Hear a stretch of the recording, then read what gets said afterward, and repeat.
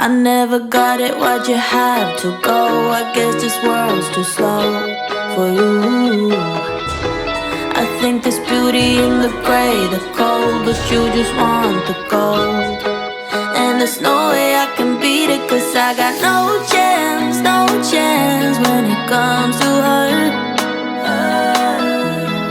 She got the glitter and the fame, and I just wasn't enough. Hi, Mike and Arlen, our Philippine journey. Look, we get a ton of email. Actually, we get more email than we get comments, which is kind of strange, I think.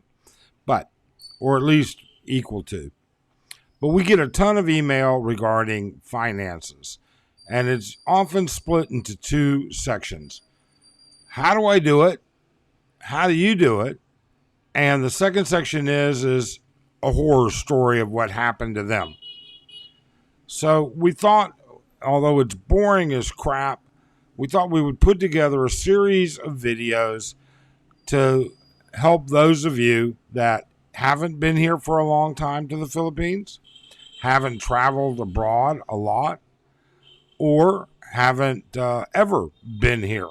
And then we're going to actually expand on that, and we're going to cover all of the things for expats that are here for the long run on how we do our banking.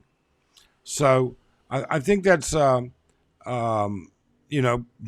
not something I really have a lot of fun doing. And I know it's boring, so we're going to keep them as short as we can each time. And that's probably, just about it when it comes to what we've got going on here. So let me move this over here. First off, I should say, we're not financial advisors. We're not going to tell you which institutions to use. We can tell you who we use, but we're not going to recommend anybody. We have a very simple KISS theory. Keep it simple, stupid. All right? Keep it stupid, simple. Either one. It's easier to fix something that's broken if it's simple than it is something that's complex. There's a huge difference between short time needs and long time needs for banking.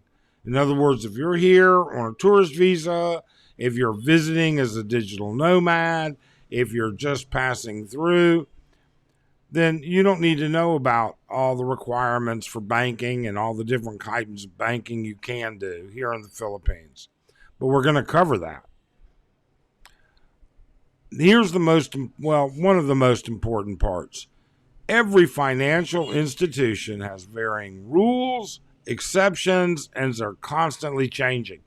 Everything that we tell you and we suggest, you need to verify with your financial institution.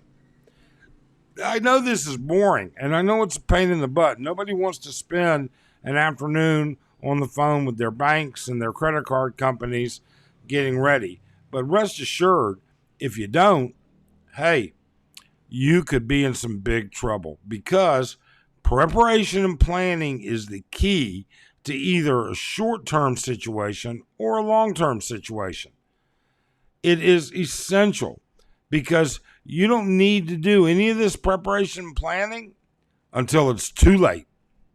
I cannot tell you the number of people that have told us, I flew into the Philippines on a Monday, woke up Tuesday, went to get coffee, found out my credit card had been denied and it had been shut down. And then they couldn't get it taken care of. So let's talk about those requirements and the things that happen. Our recommendations are very simple. Okay? We already said we're going to keep it simple. How do I get cash when I'm abroad? Well, you need to cover yourself on a couple of different items. First off, you need to put together a cash transfer service. We use Wise. I don't think we've used it more than 3 or 4 times before it was even Wise. It was another company. You know, but the point there is when you do that, you tie it to your bank account that has the smallest number of dollars for security reasons. Don't tie it to your credit card. Every time you use your credit card to fund a cash transfer, you're going to get charged a cash advance fee from the credit card company.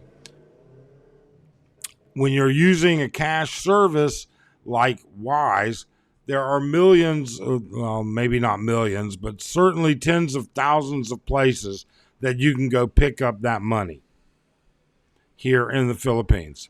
And then test it before you leave the U.S. Make sure that it works. All right? Personal ATM.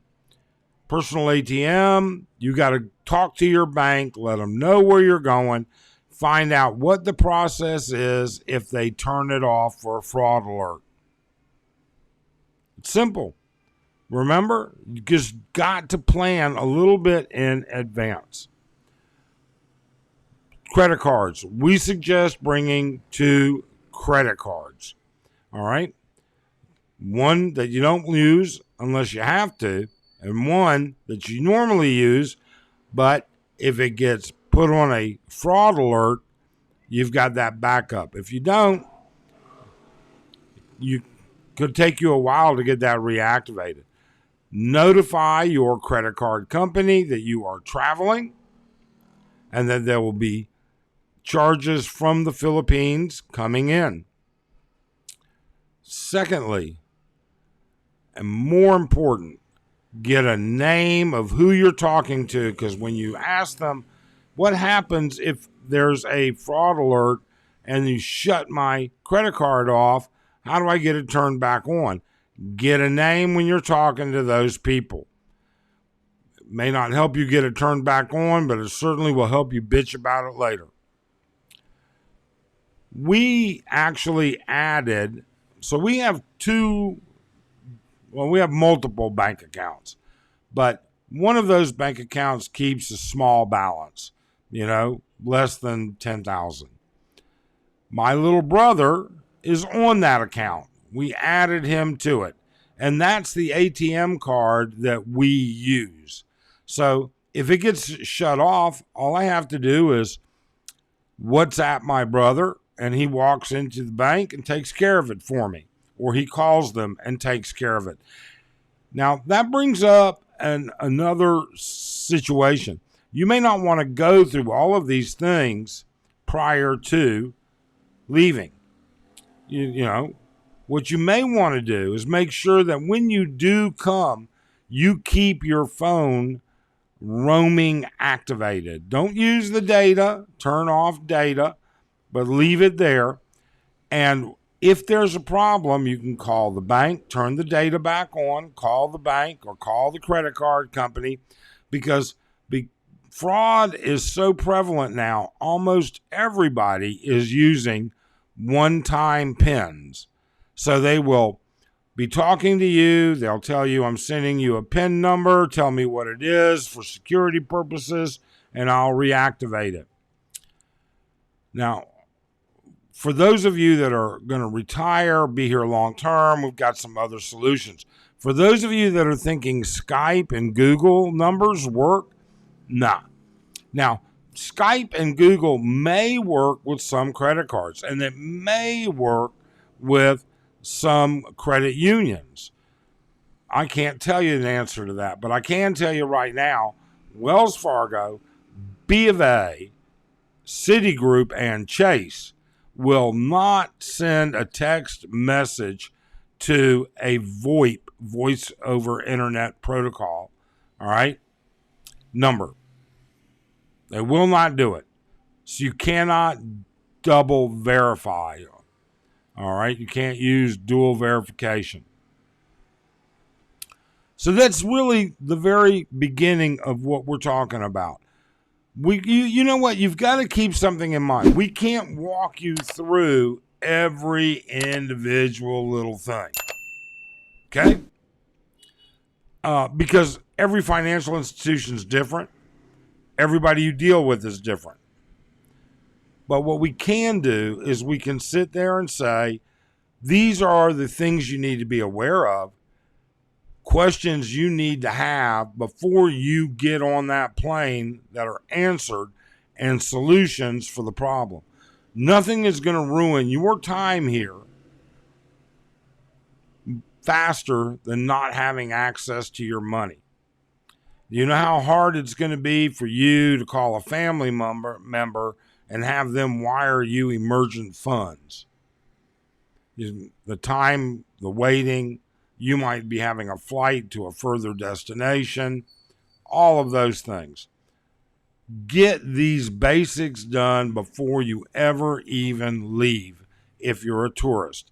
If you're an expat that's moving or spending long term, you're going to need some of this stuff done, if not all of it, and more, because you're going to be opening a bank account.